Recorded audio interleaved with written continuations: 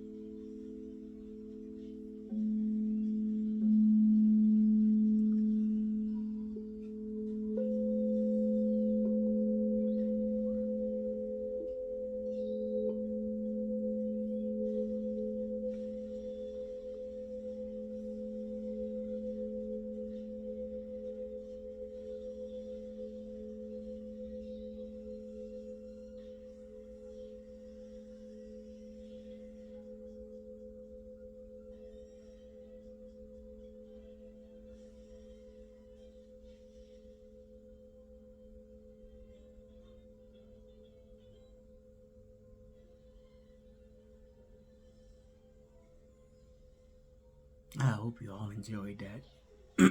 I love those things. It's like every time You hear the bong, it like radiates. Then it just radiates through my body. It just gets me so calm, relaxed. But yeah, I love those things. I just wanted to share me with everyone for a moment. Usually I'm a very try to be a very calm, laid back person. Try to be stress free. Worry free. I try to be. I think sometimes the only thing that I ever concern myself and ever be stressed or worry is when it comes down to my ability to take care of my family the way I would like to, or if I'm doing it at a slower pace that I would like to. I know that I still am, but sometimes those are only things that kind of get to me sometimes because I love family and I love taking care of people. I've been out here in Columbus, Ohio, about 20 years now. I moved out here, I think I was like 23, 24. Um, and it is different, I'm used to it, but home is where the heart is. Chicago is still South Side, and my family is there, you know. It's 98% of my family, other than my mother, my children, her, you know, family is here, and my children, the other part of my family, and my now wife, you know. But I miss home sometimes, regardless of all the things that's going on.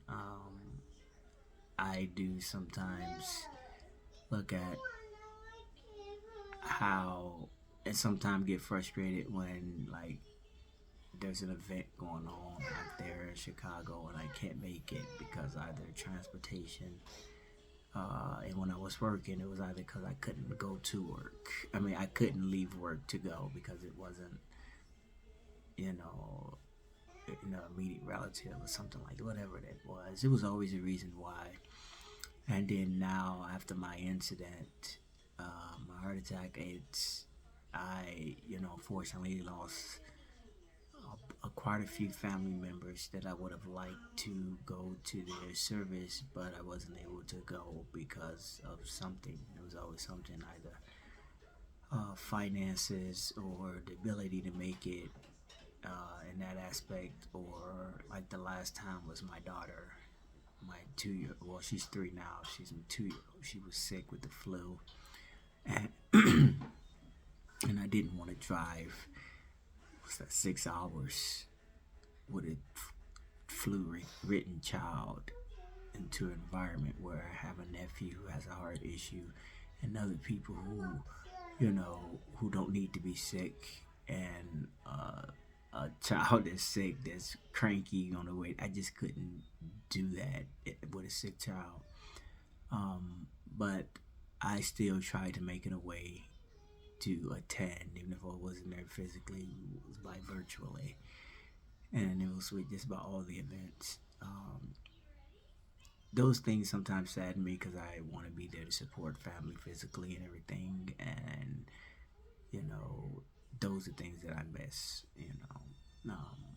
I love my family no less, and I love all my family who made that transition as well. No question. Uh, but yeah, that sometimes get to me, or have gotten to me in the past. And my friends, doing the things that we used to do, hang out, talk, laugh, joke around, and stuff like that. Just that camaraderie. Kind of miss that sometimes. Um, but yeah, I know that they're still there, and I love them no less. Um, but other than that, I just try to be laid back and try to keep calm and always evaluate myself. You know, um, remind myself who I am, what I'm about, see where I can improve that, see where to be better at, so to speak. I I like to have to correct myself if I make a mistake. If I speak to someone ill, I correct myself. I apologize to them. I'd never really do that, but if I do catch myself doing any of that, I have to take a look, sit back and reevaluate and like, no, you shouldn't do that. I do that with everything, my decisions, physically, emotionally, and economically as well. Well, that's me. I don't always have, most of the time, I don't have the most exciting channel, YouTube, Facebook, Instagram, whatever. And I know those are things that get followers or views and stuff like that. But I have to be me. I know sometimes they say, well, you got to put this up, do this, try to do that. If you want to do this, you got to get in there, you got to turn this around and do this. And I'm like, that's a lot. It some cases it's like it's not me. I'm 46 years young, and I rather do something where I can be true to me and who I am and what I am trying to accomplish. You know, I know the digital world is what's the big thing nowadays, but it's just hard to navigate that here, that social site. Um, but yeah, I'm sometimes boring. I'm a boring person. I think I used to be not always boring, not boring. Used to be, jumpy, cracking jokes and stuff like that. Used to be, but I think a lot of that has changed with being an adult. For me, my part, when I moved here, it was all work, work, work, work, work, and then it was issues with personal issues and stuff like that, and that all kind of exhausted me, so to speak, to where I wasn't all jumpy, happy-go-lucky and stuff like that, because I was still trying to understand why and trying to navigate through everything. And it's somewhat to this day, even after the incident. I may not be happy-go-lucky, jumping around and stuff like that, but I still think positive. I try to still think positive in everything. And I guess I just want people to know that that's who I am. But I got some things to do today. I'm working on a couple of projects. Two of them are for personal projects for some loved ones of mine who've lost the physical touch of their their children. I wanted to create something to help them, just to help them smile a little bit, whatever I can. I'm working on those projects or whatnot. I hope they like it when I finish it. I am working on my business model that I have for my sanctuary, Daleth Aromatherapy and Meditation Sanctuary. I'm working on that business model. I got like 4 business plans regarding that, 4 revised ones. Each one was revised from the other one. I've been working on them for years. How much the cost is going to be, things I need, the things I might have to have in there, the location I want to be in. I have all those things. I just have to, I guess, do more work. Because I reached out to a couple of places like an angel investor. It's like, sure, but I need you to have this and that and this and this and that. And the person did it. I'm like, no. I mean, not no, but it's like that's a lot. And I have to do things gradually these days. I can't just jump into it and just be typing and stuff like that, because for one, the computer, it makes me more dizzy to look at the computer screen. to read the words, whether it be a book or a computer, the words like get jumbled up, and after the first sentence, I forget. I think when I get to the third sentence, I forgot what the first sentence was, so that's confusing. And it gets me dizzy, it gets me lethargic, so I have to step back from it. So a lot of the research and all that stuff that they say I got to do, I was like, it takes me longer to do it than probably the typical person. So knowing that investors or somebody would have that kind of time restraint on you would make it more difficult for me to appease them. And I don't want to be put under that much pressure on a microscope, which I'm already dealing with my personal things, letting on dealing with investors or somebody who say you got to work like this. I can't do this. So I want to work with somebody who understands that, and knowing that sometimes put me in a position where I'm like, should I even do an investor? Do I just need to hustle on my own to get the capital that I need to do this and stuff like that? To where only person responsible, and the only person that I'm responsible for is me. The only person I have to be there at a certain time or respond to at a certain time is me. I know I'm doing it, but yeah, I think it would just take a little bit of pressure off of me. I mean, it shouldn't be that hard to do something kind or do something to help people with all the strings attached, So I have to figure that out, and that's what I do. I usually try to figure it out. It takes me a while sometimes, but I get it together eventually.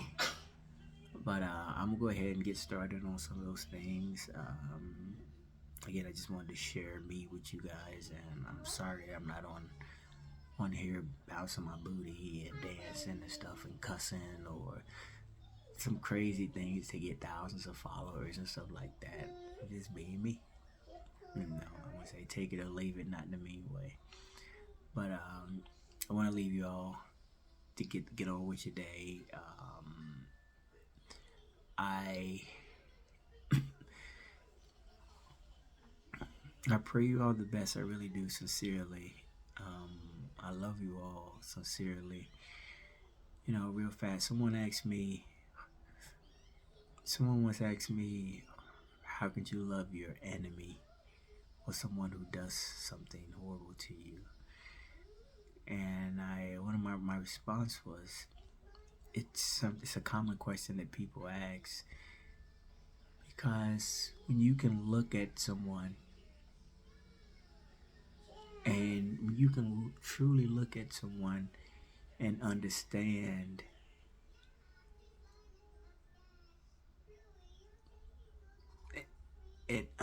when you can look at someone and understand that their being, their selves, their body, their original soul and their creation, when you can look at that and look at like, wow, my God created that. I love everything my God created because he does it perfectly. I love that. That's just, it's very similar to working on, you have a business or something you're building and stuff like that. You love the fact that you're building it, and you love that the process and everything. And it gets frustrating sometimes, the stuff when it doesn't work this way, it doesn't work, but you still love that because it comes from you. That's your idea, and you love it, and you're still trying. It's the same way with someone who is your quote-unquote enemy. If you beam from Yah and you look at things from Yah's point of view, that's the key. Look at things from Yah's point of view, and you say, wow, I love that. I love what I created. I really do. And you can make the discernment of that part of those actions is an error. Those actions is something that's come from a place, come from something that's not consisted of love, but it is so little and minute compared to the overall thing that I created. It's like a person with cancer. They love their body, so they keep fighting, even though there's a little bit of cancer in there compared to the rest of their body. They strive to fight. They still love something about themselves, despite the cancer or the bad thing. It's the same way we look at your enemy. You still love something there. So when I tell somebody I truly, truly, truly unconditionally love you, I really do unconditionally love you, because I'm looking from the eyes of God. I'm looking at it from the aspect of God's view, not from man's view, where there's so many emotions and detachments and hate and all this stuff. I'm looking at it from another view of love, unconditional love. So that's why I say I love you all. I love what you're comprised of, because you are from our God. He created every part of you, your atom, your bones, your nucleus, etc., your being.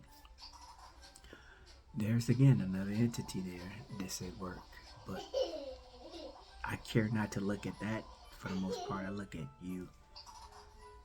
I love you for who you are, for what you strive to be.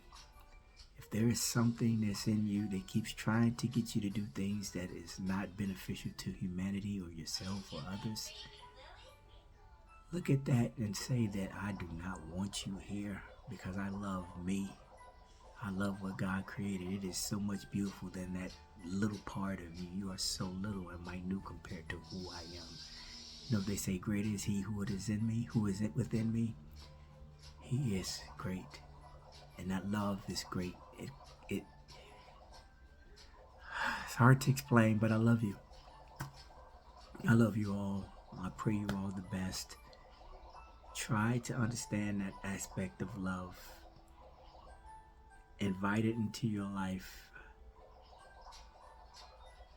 Love is an entity. Love exists in all places at all times. And I heard this scripture recently where it said God is love. Yeah. Because that's just as the Ruach is of God, the Messiah is of God, love is of God. Welcome love into your life. It's there for the taking. And I can just share a bit of that with you by saying, I love you. I love you all. I pray you the best. Keep going. Alright? Okay, y'all.